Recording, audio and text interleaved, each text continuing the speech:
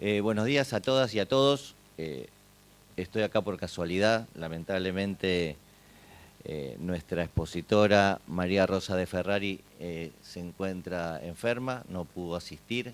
Así que ha habido un cambio en este panel, donde lo voy a coordinar, tengo el honor de coordinarlo. Y Nicolás va a ser el expositor en un tema elegido por él, que obviamente vinculado a la temática del panel, y nos acompaña también Enrique Suárez. En primer lugar va a hablar Enrique Luis Suárez, a quien me une un especial afecto. Enrique, nos conocimos en el posgrado de discapacidad de la UBA, siendo yo profesor de ese posgrado, y la verdad que he seguido su trayectoria y la verdad que es un gusto tenerlo aquí. Es abogado de la Universidad de Buenos Aires, magíster en Doctrina Social de la Iglesia por la Universidad Pontificia de Salamanca, egresado de la carrera de especialización en Discapacidad y Derechos y posgraduado en Salud, Bioética e Instituciones Sanitarias, ambos por el Departamento de Posgrado de la Facultad de Derecho, diplomado superior en Gestión y Control de Políticas Públicas y Organizaciones de la Sociedad Civil, Flaxo, docente de grado y posgrado en la Facultad de Derecho, investigador en el Instituto Ambrosio Gioia de la Facultad de Derecho, habitual participante en congresos y seminarios como expositor y autor de numerosos artículos. Y su último libro publicado, que me lo ha regalado en el día de ayer, es Autismo y Derechos en el Sistema Público de Salud. Enrique, un gustazo tenerte en Necochea, que me hayas acompañado desde Buenos Aires en esto, y la verdad te cedo la palabra. Bueno, hola, sí, ahí andamos, ¿no? Bueno, buenos días, queridos amigos y amigas. En primer lugar, agradecer a las tres instituciones, a sus autoridades, que han hecho posible, que hacen posible esta jornada. Un agradecimiento especial a Gustavo, un abogado que admiro por su testimonio, su coherencia y que me honra con su amistad. Y un agradecimiento muy especial a la doctora Silvina Besoin por su delicadeza, su dedicación, su esfuerzo, el trabajo que ha puesto en la organización de las jornadas.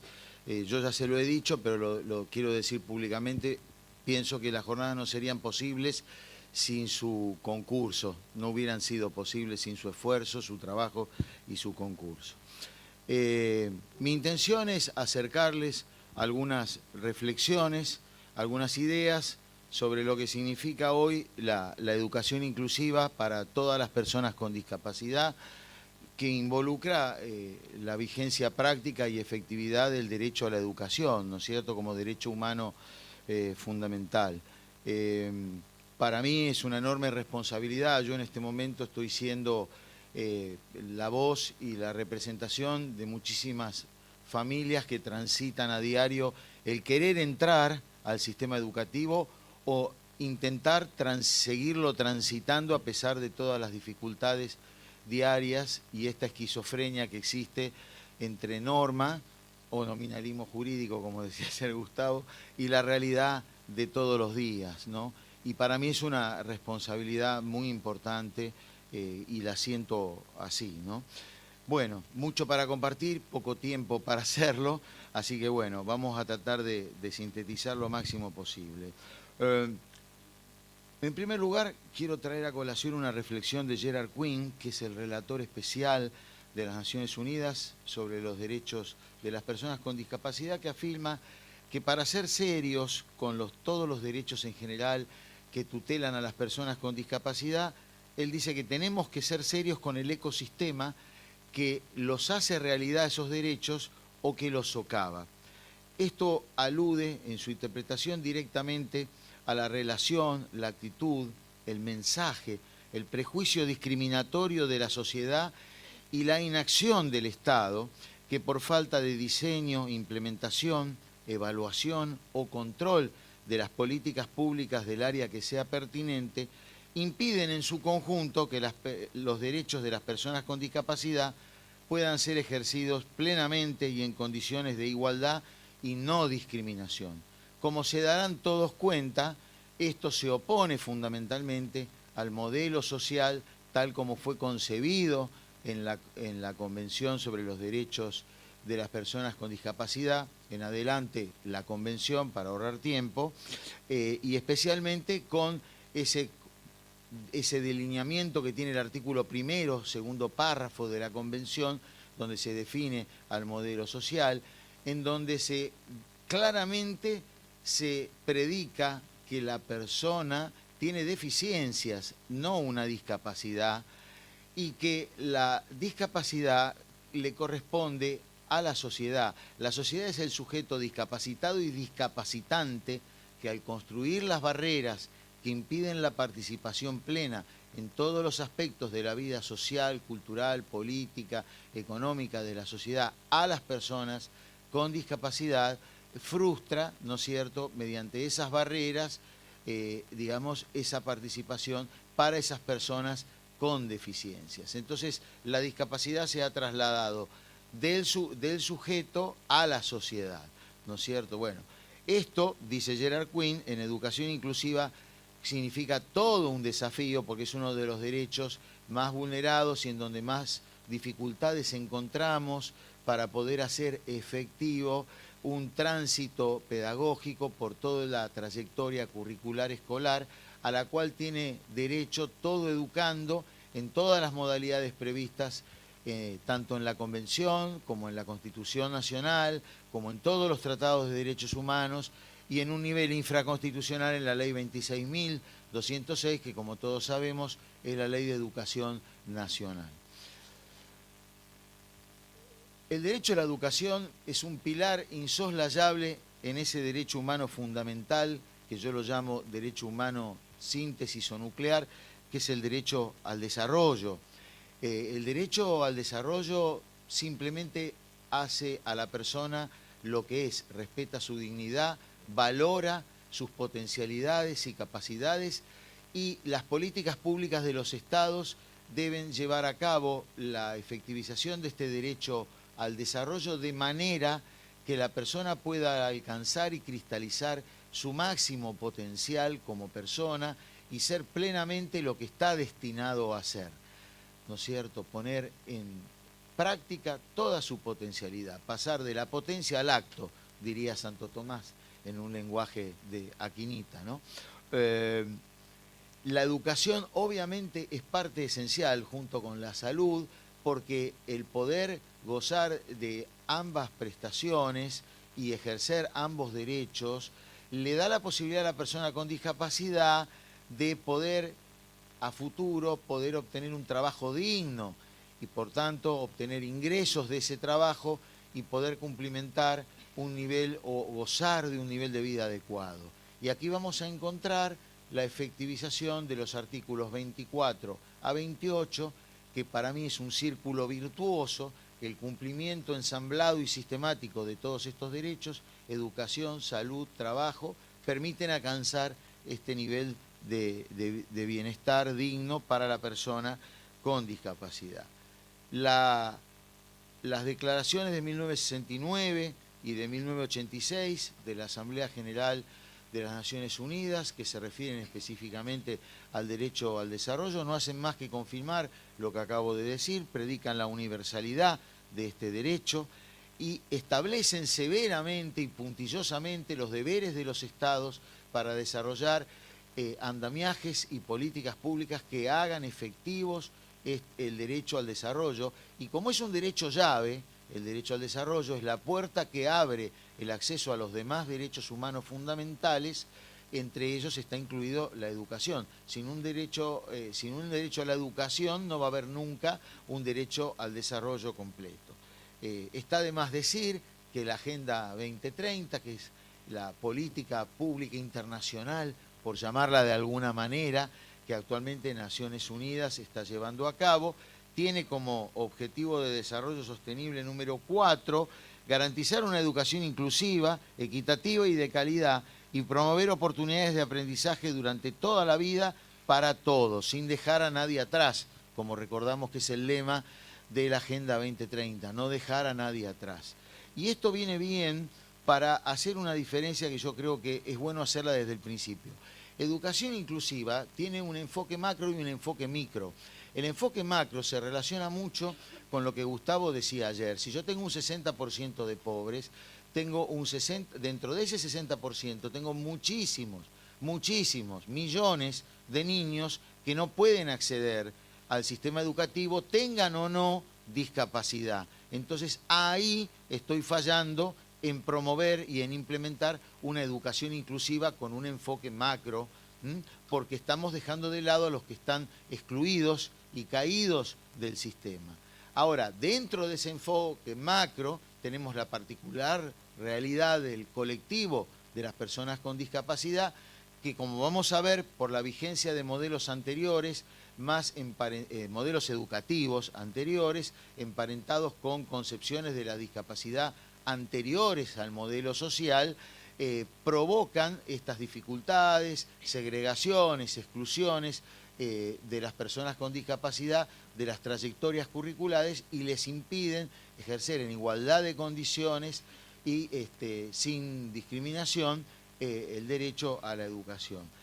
Tanto es así esto que las metas 4.1, la meta 4.1 del objetivo 4 del ODS 4, prevé que para 2030 se debe velar para que todas las niñas y todos los niños terminen los ciclos de enseñanza primaria y secundaria, los cuales deben ser gratuitos. Acá hay un avance, como vamos a ver, respecto de las previsiones de los instrumentos de derechos humanos concebidos durante la segunda mitad del siglo XX, que hacían todavía no habían avanzado tanto en establecer la educación secundaria como obligatoria. Sí, ya era desde el vamos obligatoria la educación primaria. Y la meta 4.5 se refiere específicamente a asegurarle a las personas con discapacidad el acceso en condiciones de igualdad, ¿no es cierto?, al derecho a todos los niveles de la enseñanza, a la formación profesional, con especial tutela, ¿no es cierto? Así que el ODS 4 y las metas 4.1 y 4.5 para nosotros son fundamentales. ¿Y por qué son fundamentales? Porque la educación es fundamental. La educación implica tantas cosas, implica conocer, implica comprender, relacionar, entender, crear, implica aprender equivocándose, implica aprender y relacionar conceptos y solucionar problemas y cuestiones que se pueden presentar, implica definir un plan de vida para la persona, enseñarle a estructurar y construir ese plan de vida, implica formarlo en valores. La educación no es solo, como decía Freire, una educación bancaria, donde todos tenemos una ranura arriba en la cabeza donde nos van inculcando los conocimientos chipeados, sino que tenemos que tener un pensamiento crítico, poder formular juicios de valor, y esto nos va a permitir crecer como personas, tomar decisiones. Recordemos lo importante que es la autonomía para las personas con discapacidad. Entonces, todos estos valores nos los da una educación que sea inclusiva para todos y que todos podamos participar, aunque tengamos una deficiencia de las trayectorias curriculares educativas en instituciones, ya sea de gestión pública o de gestión privada. No tenemos que tenerle miedo al error, no tenemos que tenerle miedo a equivocarnos. El error es el mejor maestro. ¿Cuál es el problema en equivocarnos? Si el error es el mejor maestro, es el que más nos enseña en la vida a todos sin excepción. Entonces no hay ningún problema. Esta amplitud del derecho a la educación tiene que estar disponible para todos, para todos.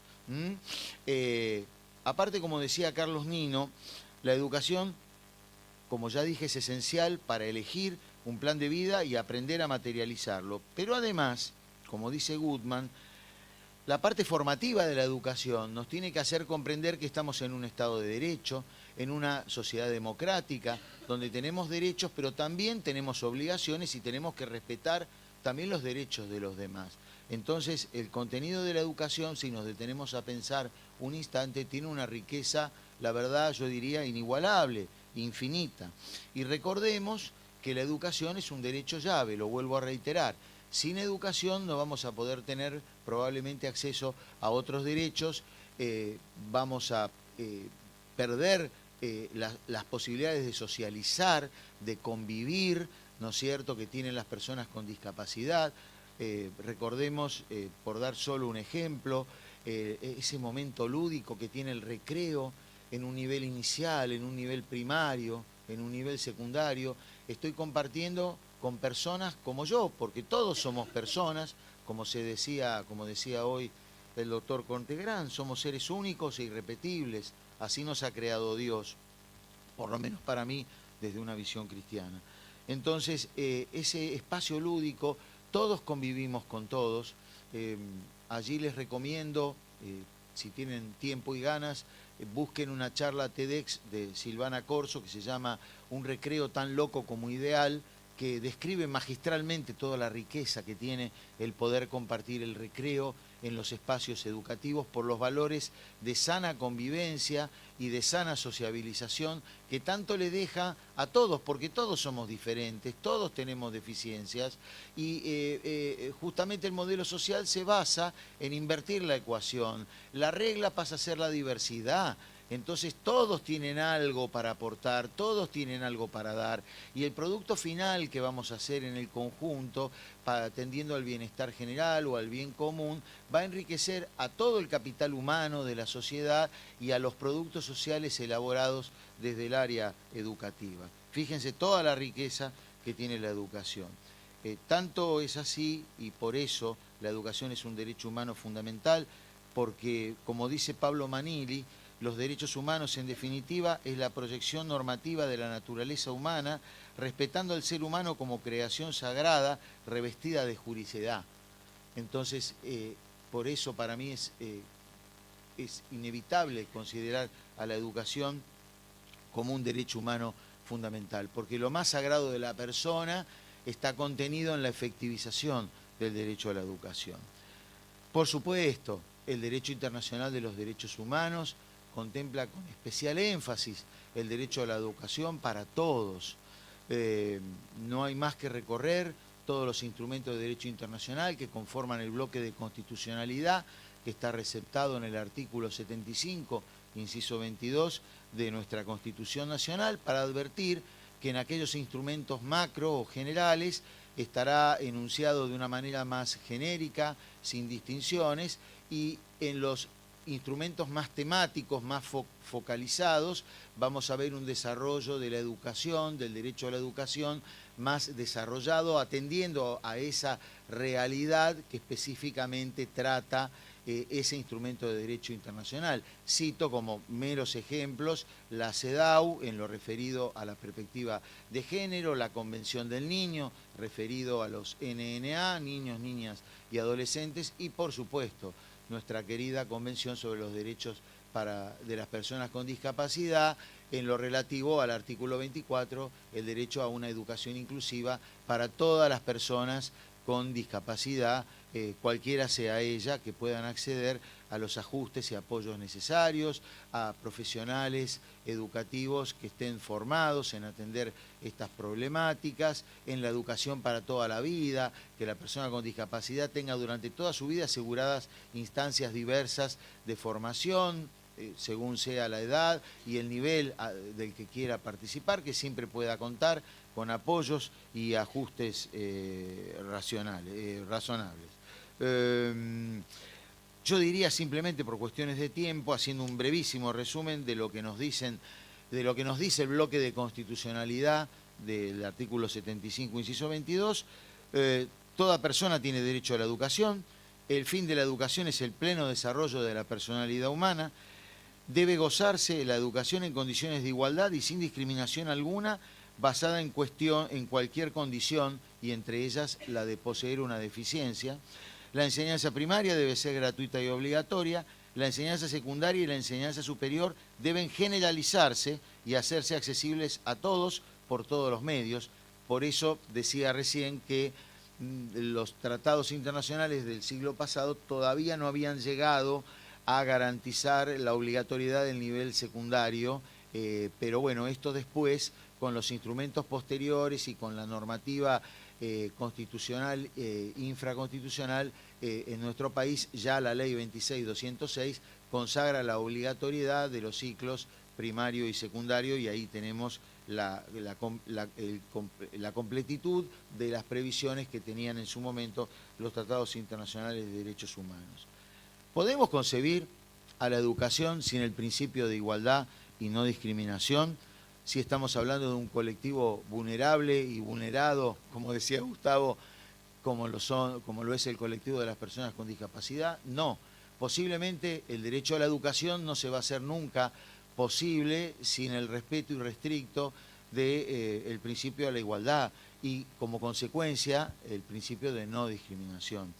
Como todos sabemos, en una primera etapa, el principio de la igualdad, esto nos lo enseña este gran especialista en el tema que es Roberto Saba, la igualdad formal que está contemplada en el artículo 16 de la Constitución, que él la llama igualdad de trato ante circunstancias iguales, nos garantiza eso, una igualdad de trato en circunstancias iguales. Esto no tendría por qué afectar el derecho a la educación de las personas con discapacidad, porque justamente son tan personas como el resto de las personas. Entonces no debieran sufrir menoscabo alguno desde el punto de vista de la igualdad formal o igualdad de trato, como la llama Saba, para el ejercicio de su derecho a la educación. Pero ¿qué sucede? Cuando vamos a la práctica sucede lo que dice Abramovich. Nos encontramos con un estado esquizofrénico que desoye la letra de las normas, de los tratados, del derecho supranacional, del derecho constitucional, no elabora políticas públicas, no toma medidas y entonces caemos en esta esquizofrenia de que tenemos la norma por un lado, la realidad por el otro. Entonces, con la reforma de 1994, Roberto Saba dice se evolucionó hacia un concepto superador de igualdad. Él la llama igualdad de no subordinación de grupos, que nosotros la conocemos como la igualdad real, que está plasmada en el artículo 75, inciso 23, que prevé estas medidas de acción directa, medidas de acción positiva, medidas de discriminación inversa, en donde encontramos una tutela reforzada para estos colectivos y una presunción iure de iure, porque identifica el 75, inciso 23, determinados colectivos que deben ser merecedores de esta tutela, ¿no es cierto?, entre los cuales está, obvio, claro está, las personas con discapacidad. Entonces, se trata, mediante esta igualdad, entendida como no subordinación de grupos, nos dice Roberto Saba, de tutelar más eficazmente al colectivo para que en este caso que nos interesa se logre acceder a la educación, al derecho a la educación. Pero claro, las dificultades siguen, ¿no? Es muy rica una cita que hace Saba de un caso de la Corte Suprema de los Estados Unidos en los años 60, el caso Plyer, en el cual el juez Brennan, un juez famoso en la Corte de aquellos años, se expide en el contexto de un caso en el que se está discutiendo si una ley del estado de Texas que le prohibía a los hijos de los inmigrantes ilegales acceder a las escuelas públicas violaba o no el principio de igualdad. Aquí Brennan hace un aporte importantísimo al debate, que nos piensen que estamos hablando de los años 60, ¿no? Movimiento de los derechos civiles, etcétera, etcétera. Nos puede servir este aporte del juez Brennan para repensar esta noción de igualdad de trato o igualdad formal. Él dice que hay políticas migratorias que evidentemente no han cumplido sus fines y por lo tanto, al no cumplir sus fines, han ingresado inmigrantes de manera ilegal al país. Esto no es un juicio axiológico, digo, estoy citando lo que el fallo analiza respecto de la aplicación de una determinada política pública en aquel momento del gobierno de los Estados Unidos. Ahora bien, Brennan dice que si el Estado desarrolla además una política de exclusión de los hijos de inmigrantes ilegales de las escuelas públicas, lo que está haciendo el Estado con esta decisión es conformar una casta permanente de individuos sistemáticamente excluidos de la educación. Es muy fuerte esta frase, en 1960 y hoy, porque como reflexiona Saba, en ciertos países como la India, la connotación de casta es muy fuerte, porque una persona en una sociedad dividida en castas, su nacimiento condiciona todo su proyecto de vida, le pone límites y techos a sus posibilidades de desarrollo, lo cual implica una violación monumental a todos sus derechos humanos, incluyendo, claro está, el derecho a la educación. Entonces, esto lo toma Saba como para pasar al segundo estadio, que es la igualdad real, como no subordinación de grupos. Vamos a ser justos, la Corte antes de la reforma, todos conocemos estos casos del año 83 y 84, por el sistema del escrutinio estricto, los casos Almirón y el caso Arenzón, que es el que generalmente se recuerda, se les prohibía por la aplicación de la resolución 957/81 del Ministerio de Educación, que dictaba toda una serie de protocolos, de condiciones para ser admitidos como alumnos en los profesorados. Los casos Almirón y Arenzón se dan en el marco del Instituto de Profesorado Joaquín B. González, en donde por aplicación de esta resolución se les impide ser admitidos como estudiantes para recibirse de profesores de astronomía y de matemática respectivamente. ¿Por qué? En el caso de Almirón, porque tenía disminuida la visión del ojo izquierdo, y en el caso de Arenzón, porque tenía 1,53 m de altura, y la resolución 957 del 81 decía que para ser alumno en un profesorado había que tener como mínimo 1,60 m de estatura. Bueno, entonces, la Corte, bueno, pero tengamos en cuenta que era el imperio de la igualdad formal. Se trabaja el fallo, la Corte trabaja el fallo desde el artículo 16 de la Constitución. El voto magistral de los doctores Belucio y Petracchi, digamos, que justifican magistralmente la repugnancia de esta norma por el cercenamiento de los derechos de los amparistas, a haber impedido su derecho a estudiar y acceder a la educación, es flagrante. Como dice Petracchi, ¿no? Irónicamente, el Instituto de Enseñanza al que aspira a ingresar el actor como alumno para poder ejercer la docencia en el futuro lleva el nombre de uno de nuestros constitucionalistas más sobresalientes, no exclusivamente por el largo de sus huesos. Pensemos que es el año 1984, inicios de la democracia. Sí, no, hay que aplaudir, porque había que decirlo en aquella época. Bueno, la Constitución Nacional, todos sabemos, artículo 14 infines, derecho de enseñar a aprender, y quiero señalar también que el artículo 75, inciso 19, le da la facultad al Congreso de sancionar leyes de organización y de base de la educación que consoliden la unidad nacional, respetando las particularidades provinciales y locales, la promoción de los valores democráticos y la igualdad de oportunidades y posibilidades sin discriminación alguna. O sea que esto va de la mano del 75, inciso 23. De vuelta, norma por un lado, realidad por el otro, ¿no? Yo me pregunto, ¿no? Me gustaría, no tengo tiempo, pero me gustaría hacer como hizo Gustavo ayer. Si yo les hablo de la ley 25.280, ¿alguien sabe qué dice? Bueno, es una ley por la cual se incorporó al orden jurídico interno la Convención Interamericana para la eliminación de todas las formas de discriminación contra las personas con discapacidad.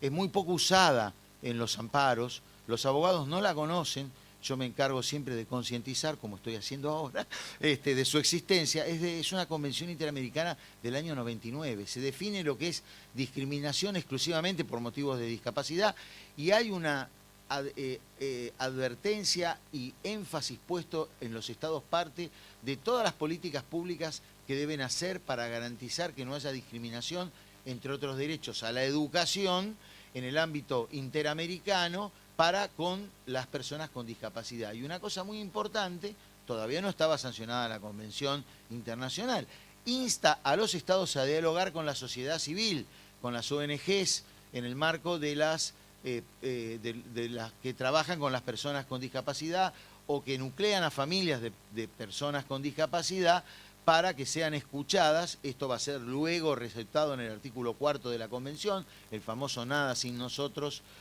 sobre nosotros sin nosotros, para crear mesas de diálogo y trabajo con estas organizaciones y escucharlas para crear mejores políticas públicas. No voy a hablar de la Convención porque, bueno, simplemente con tristeza recordar de que su objetivo es justamente hacer realidad estos derechos.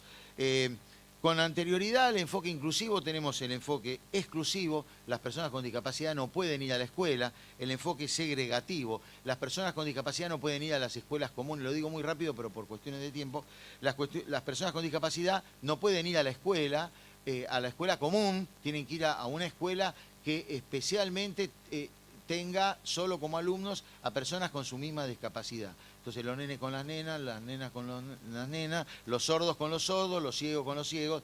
Bueno, claramente esto no es inclusivo porque se los aísla de la sociedad. Como diría mi abuela, se pone la basura debajo de la alfombra, porque no olvidemos que la discapacidad incomoda. Como dice mi amiga Elizabeth Aymar en su libro Los Incómodos, la discapacidad molesta, la discapacidad incomoda al que está escuchando. No quiere saber nada, porque es algo que le es ajeno, extraño, lo ve como un problema y no quiere ni escuchar de la discapacidad. Y por último, el enfoque de la integración, que todavía está enquistado en nuestro sistema escolar, lamentablemente, que en síntesis es, el niño debe adaptarse a la escuela. Si el niño puede seguir con mínimos apoyos la trayectoria curricular que homogéneamente se dispuso para todos los alumnos, se queda. Si no, se va a una escuela especial. Y acá quiero aclarar que esto no es un River Boca, escuela común versus escuela especial. La educación especial es importantísima para el sistema educativo. Quiero dejarlo muy, muy en claro, siempre lo hago. Educación especial significa por lo menos dos cosas. Una, estamos aludiendo a las instituciones y escuelas especiales que cuando, como lo dice la Declaración de Salamanca, que no la voy a leer, pero que fue la primera semilla de la educación inclusiva en el año 94, en Naciones Unidas, una declaración de Naciones Unidas, donde se siembra la base de la inclusión 12 años antes de la convención, en casos en que no puede el niño adaptarse aún con ajustes y apoyos a la marcha de la trayectoria curricular o representa un peligro para sí mismo o para terceros por tener un cuadro de trastorno grave, entonces están los docentes con la expertise en educación especial para educarlos, acompañarlos en su trayecto. Esa es la institución de educación especial.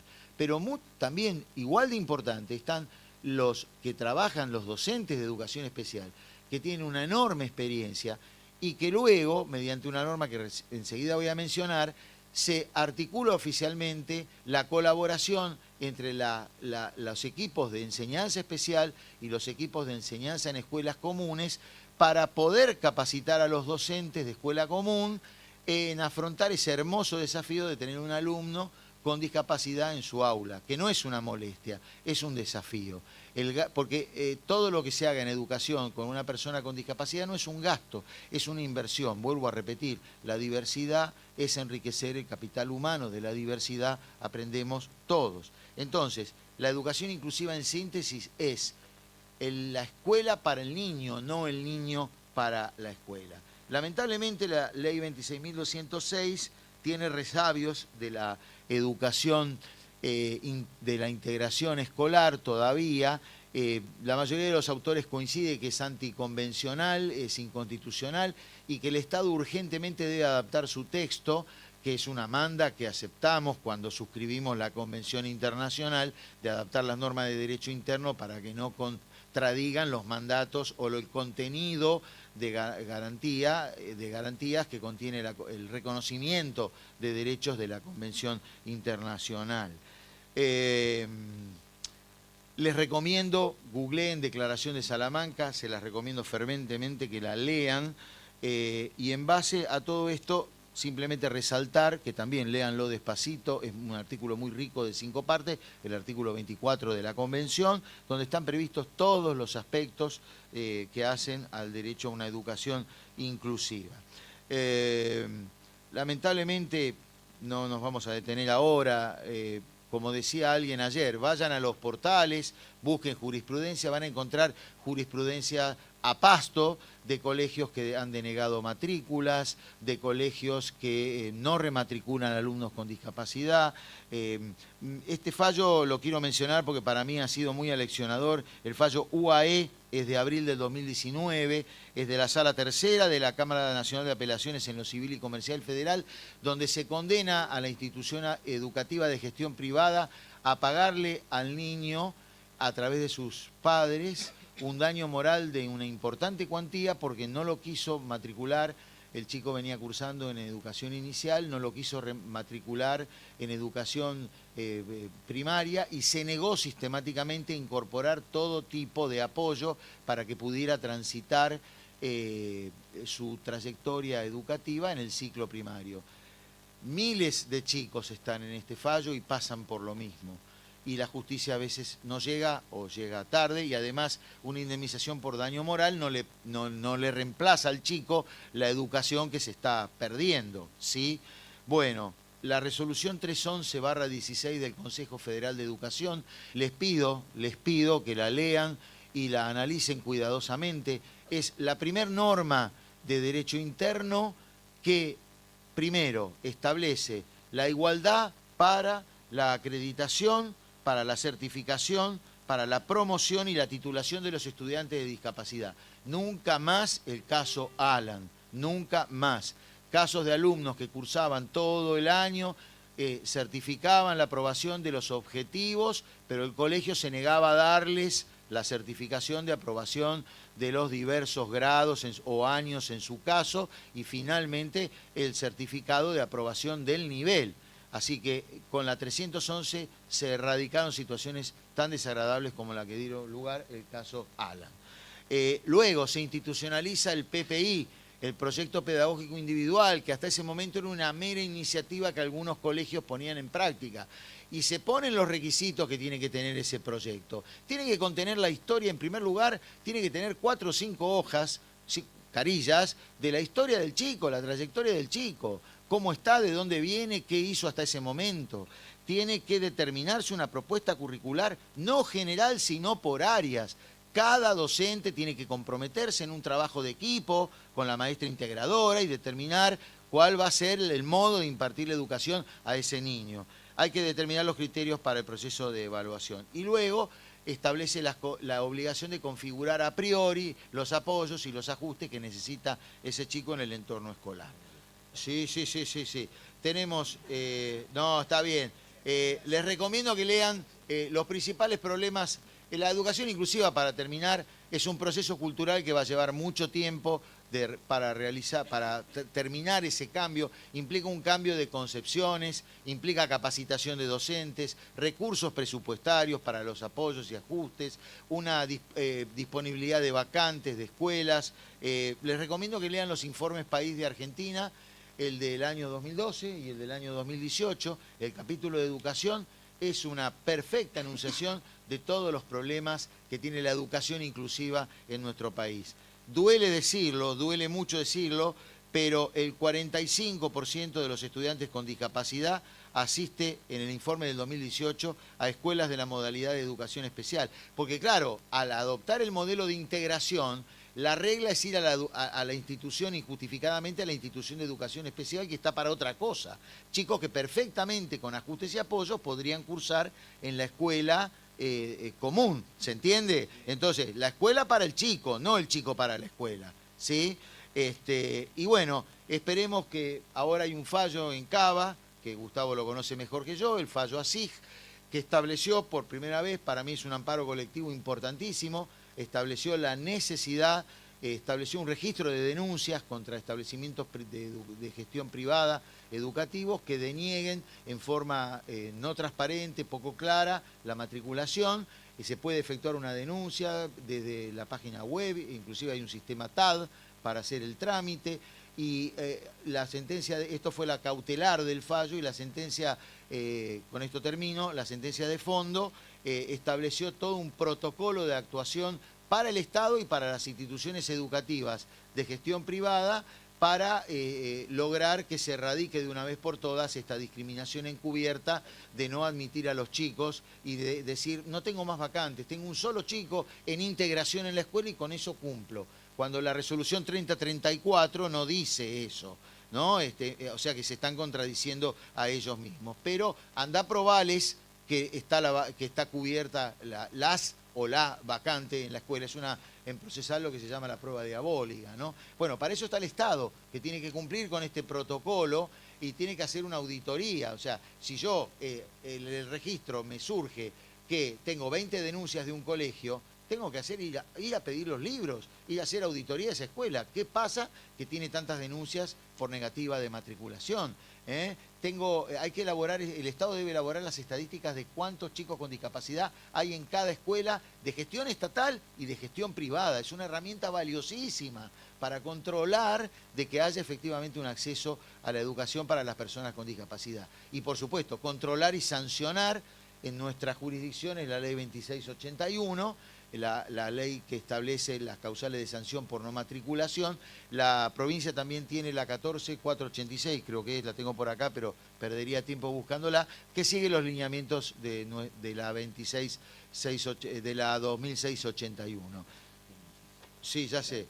Yo no soy mejor que nadie, nadie es mejor que yo, por eso tengo los mismos derechos que tenés vos. Tenemos las mismas leyes, tenemos la misma constitución, pinchamos la misma papa con el mismo tenedor, nos dan las mismas vacunas, miramos el mismo sol. Por eso tengo los mismos derechos que tenés vos, Hugo Midón, derechos torcidos. Gracias.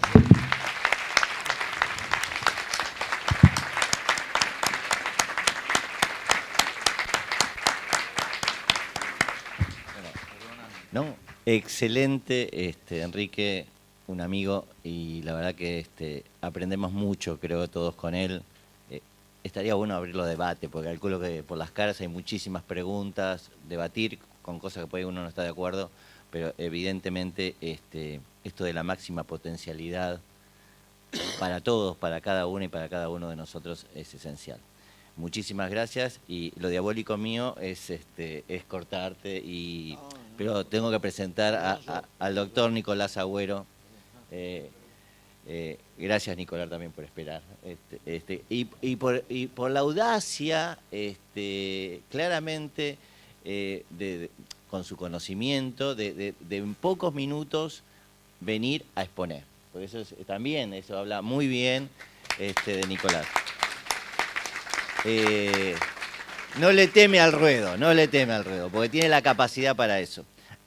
Nicolás Agüero es abogado, auxiliar letrado de la Secretaría de Discapacidad de la Defensoría General del Departamento Judicial de Necochea, y su tema es discapacidad, trabajo, cupo laboral, cosa que no se respeta en general, no voy a decir acá en Necochea, porque si no Moreno de vuelta me va a criticar, y funcionamiento del área de discapacidad de la Defensoría General. Bueno, Nicolás, hago una salvedad. Pidió hablar unos minutos menos justamente por salir al ruedo así. Dice, bueno, no pude preparar lo que yo quería.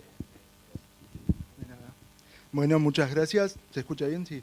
Sí, sí. Bien, primero decirles que estaba en el banco de suplentes, me tocó salir. Jueguitos no voy a hacer porque se me complica.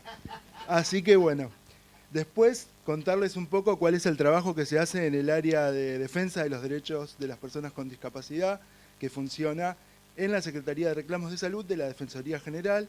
Es un área que se creó hace aproximadamente 1 año y medio por decisión del doctor Moreno, debo decirlo. Cuando corresponde, hay que decirlo. No, solo las buenas. Pero bueno, en principio lo que nosotros hacemos al estar dentro de lo que es la Secretaría de Reclamos de Salud es asistir a las personas que tengan algún tipo de reclamo contra obras sociales provinciales, IOMA, y contra los beneficiarios del programa Incluir Salud, que son quienes tienen una pensión de tipo nacional, que podemos pensar que son quienes quizás más se les dificulta el acceso al derecho a la salud.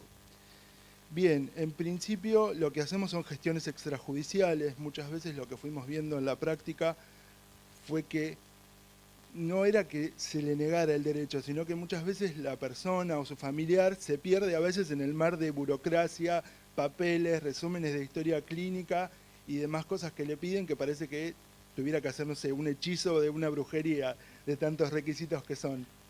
Entonces lo que hacemos muchas veces es hacer nexo, tanto con IOMA como con Incluir Salud, con la oficina local, y tratar de coordinar, primero verificar que esté toda la documentación en orden y después tratar de, lo más rápido que se pueda, que la persona tenga el acceso a lo que está pidiendo, o sea, una prestación, un insumo, de lo que sea.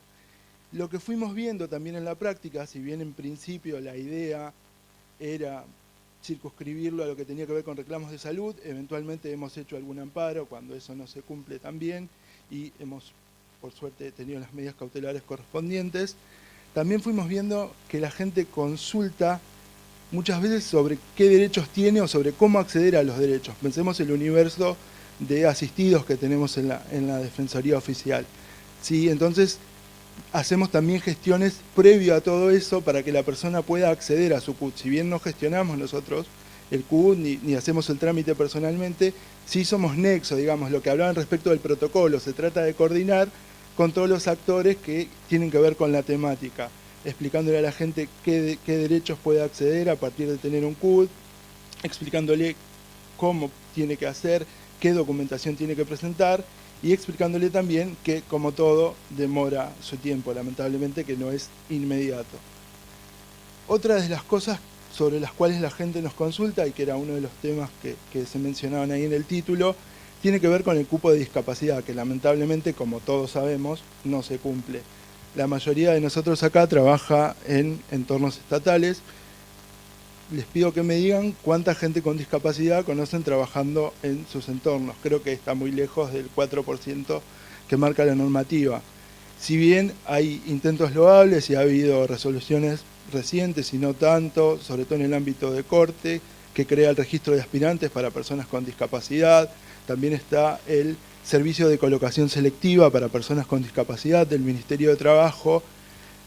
Digamos, el hecho de estar inscripto en ese registro, obviamente no garantiza el acceso, al no haber vacantes muchas veces, existe esa traba que sería algo también a revisar. Y lo escuchaba el doctor, lo que decía respecto de la educación también, siendo un derecho llave que quizá permite acceder a demás derechos y desarrollar las potencialidades de la persona.